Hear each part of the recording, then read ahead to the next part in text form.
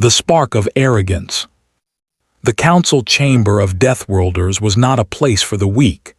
Every species seated there had survived on planets that devoured lesser civilizations, oceans of acid, skies that burned, jungles that killed with a whisper.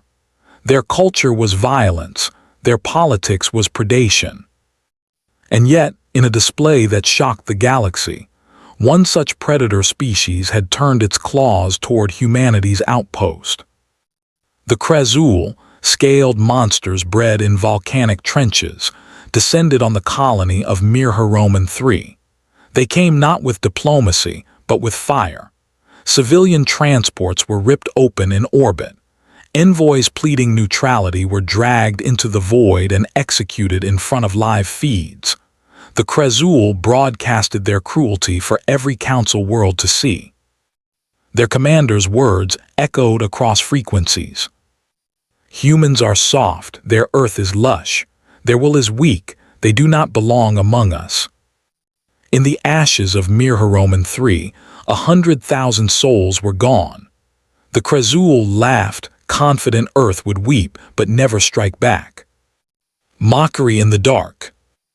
At the next session of the Deathworld Council, the Krazool delegation stood tall. They boasted of their victory, of how a young species dared to settle beyond its cradle and was reminded of its place. Other predators chuckled. Humanity was not formally on the council after all. Earth had never been classified as a true death world, its storms mild compared to hyper-hurricanes of Yutan, its predators soft compared to the mind leeches of Jekar. To them, Earth was a garden, not a crucible.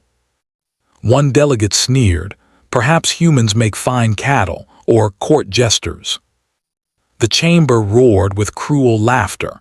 The decision was near unanimous. Humanity would be barred forever from claiming Deathworlder rights. No seat, no voice, no recognition.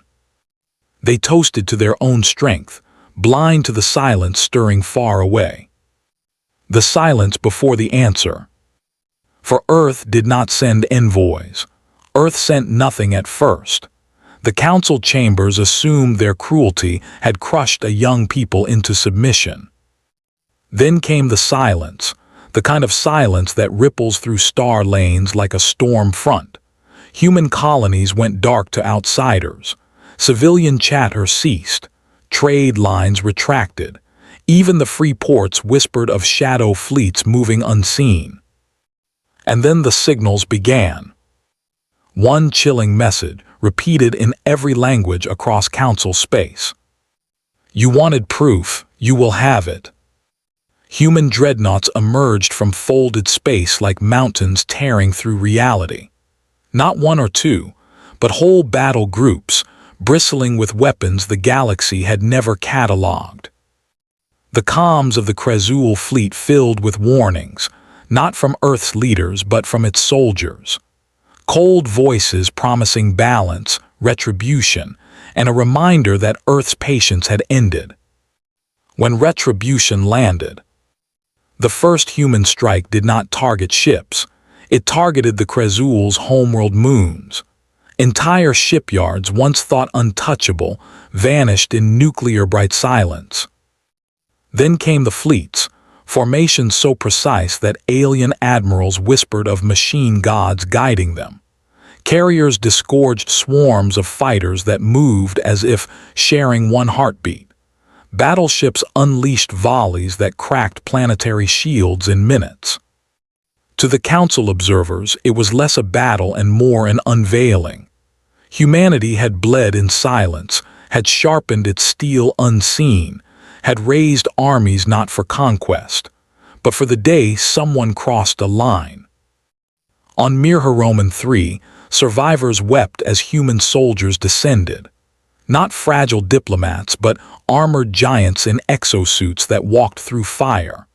Entire divisions landed with storm-like precision, reclaiming the world in days. The Krazool fleets fled, then rallied, then fled again. Against Earth, numbers meant nothing. Every counterattack dissolved into wreckage. The galaxy watched as predators who once mocked Earth began speaking in hushed tones. The phrase echoed. They do not fight like the rest of us. They fight as if extinction is always near. The council shattered. The Deathworld Council convened in panic.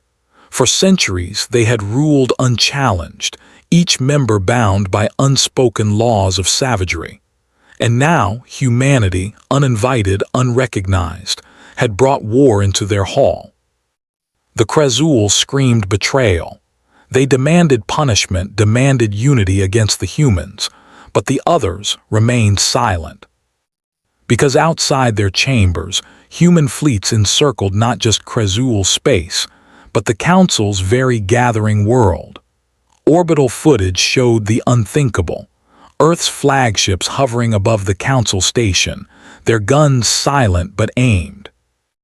And then the doors of the chamber opened. Humans entered, not diplomats in silks, but soldiers in armor black as void, visors reflecting the fear in alien eyes. Their commander spoke with a calm that cut sharper than any roar. You mistook kindness for weakness.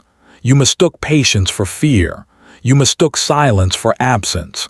This council judged us unworthy. We have judged ourselves worthy. He laid a data core on the table. It displayed every Krezul atrocity, every life extinguished, every scream recorded. Then it displayed the tally of vengeance. Fleets annihilated, worlds freed, balance restored. Earth does not ask for your approval, the commander said.